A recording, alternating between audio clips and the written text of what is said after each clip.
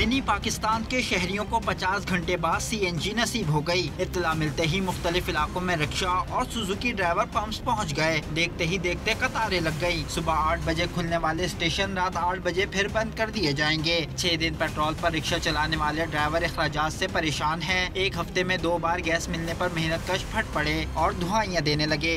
इस हुकूमत से बहुत तंग है। एक दिन गैस खुलती है, 6 दिन बंद, एक दिन खुलती है। इस हुकूमत ने दिया क्या हमारे को?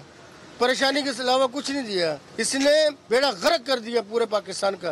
कौन सी चीज जो सस्ती, मुझे बता दो। हर दूसरे दिन CNG बंद होती है, इसलिए वोट दिया था और मुसीबत बनाई हुई है, रोजगार के लिए खराब है। क्या कमाना है, क्या खाना है, यहाँ कुछ भी नहीं है। इस हुकूमत में कुछ भी नहीं है, बेकार ही है।